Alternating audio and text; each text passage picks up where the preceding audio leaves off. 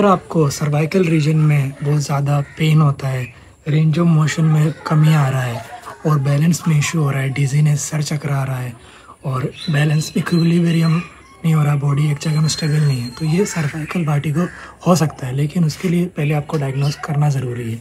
MRI of cervical spine, proper diagnosis से ये सर्वाइकोजेनिक vertigo है या दूसरा काइंड ऑफ वर्टिगो है या दूसरा काइंड ऑफ हेडेक्स है, इसको आप डिफरेंशिएट करना पड़ेगा। प्रॉपर डायग्नोसिस के बाद आप कुछ कर सकते हो इसका। और अगर आपको अभी सर्वाइकल वर्टिगो है, जो पहले वीडियो में मैंने प्रीवियस वीडियो में बताया था क्या होता है सर्वाइकोजेनिक वर्टिगो, तो अभी अगर आपका ये कंडीशन और अभी सही करना चाहते हो तो आप इंटरनेट पे या फिर कई भी बुक्स पे ज़्यादातर आपने ये पढ़ा होगा कि एग्रेसिव जो मूवमेंट होता है जब नेक का, आपको ये बताया जाता है इस तरह नेक का नोडिंग करना, इस तरह एक्सट्रीम मूवमेंट दिखाया जाता है। इनको आपको नहीं करना है क्योंकि इससे डिजीनेस बढ़ जाएगा और सीवियर प्रॉब्लम होगा। क्योंकि अभी आपको स्टेबिलिटी में फोकस करना है, नेक का जो मसल है इसको हम स्टेबलाइज करेंगे। तो सर्वाइकोजेनिक वर्टिगो एक्चुअली हो क्यों रहा है? एक साइंटिस्ट थे, दो साइंटिस्ट, उनका नाम याद नहीं मुझे अभी थोड़ा, पर उन्हें जब एक एक्सपेरिमेंट किया था, एनेस्थेटिक ड्रग्स जब अपना नेक पे इंड्यूस किया था तो उनको वर्टिगो लाइक सिम्टम्स अपेयर हो रहे थे। दैट मीन्स उनका नेक बहुत डिजीनेस हो रहा था, उनको बैलेंस में प्रॉब्लम आ रहा था। तो इसका मतलब ये है कि हमें नेक को स्टेबलाइज करने पे ध्यान देना है और नेक का जो स्टेबिलिटी वर्क करना है हमें। जो एक्सेसिव हम स्ट्रेचिंग करेंगे, ये सब करेंगे तो फिर से प्रॉब्लम अराइज होगा और सही नहीं होगा ये चीज़। और स्टार्टिंग पे ये सब चीज़ अवॉइड करना, धीरे धीरे हम प्रोग्रेस करके इस पे आएंगे। तो ये 3 एक्सरसाइज मैं आपको बताता हूँ जो आपको करना चाहिए। पहला तो है आपका एक्सरसाइज होगा, उसको हम बोलते हैं एक्सियल लोडिंग। इसमें हम क्या करेंगे, कुछ हमारे सर के ऊपर रख देंगे, जैसे कि कोई बुक हो गया या फिर कोई ऐसा वेटेड चीज़, मतलब जो कि कफ होता है और सैंड बैग, ऐसा कुछ रख सकते हो। और इस तरह आपको क्या करना है, मतलब वेट को इसके ऊपर ट्रांसमिट करना है, जिससे जो हमारा सर्वाइकल रीजन का जो मसल है वहाँ पे लोड आएगा और हमें इसको होल्ड करके रखना है।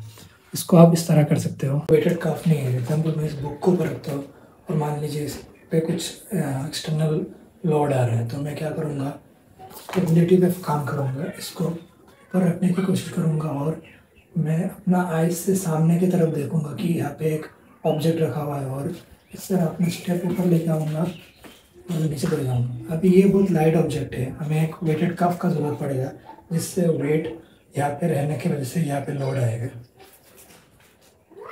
तो इससे कुछ उतना फर्क नहीं नज़र आ रहा है, पर जिनको स्टेबिलिटी पे काम करना है उनके लिए ये टास्क भी बहुत डिफिकल्ट होगा।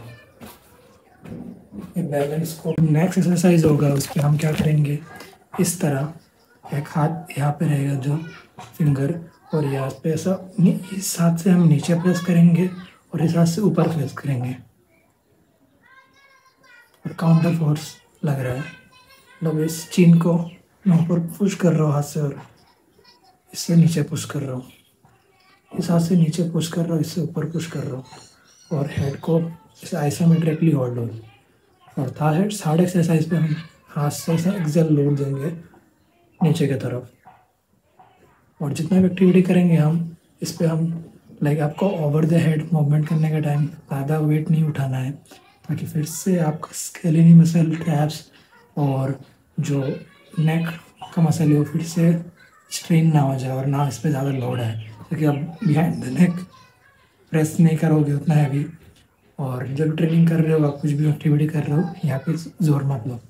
और बहुत लोगों को दिखाया जाता है कि वो कुछ एक्टिविटी करना ही छोड़ देते हैं बिकॉज उनको लग रहा है कि इससे और ओवर्स हो जाएगा, पर ऐसा नहीं है। आपको ये सब छोटा छोटा एक्टिविटी करना है, धीरे धीरे इंक्रीज़ करना है एक्सरसाइज को। और एक चीज़ आप कर सकते हो, जब भी आपको प्रॉब्लम आ रहा हो नेक पोस्चर का इशू में, तो पोस्चर प्रॉब्लम टाइम में जब ऐसा बैठते हो तब दिक्कत होता है, तो आप अपने ट्रैप्स मसल को थोड़ा शोल्डर ब्लेड को स्क्वीज़ करके नीचे डिप्रेस कर सकते हो, जिससे आपका पोस्चर थोड़ा सही रहेगा। ये कुछ टिप्स थे जो हेल्प कर सकते हैं आपको, और ये तो आपको प्रॉपर डायग्नोस करना पड़ेगा, उस हिसाब से आप एक्सरसाइज को प्रिस्क्राइब कर सकते हैं। सबके लिए अलग होगा और आई होप इससे थोड़ा हेल्प मिला होगा आपको।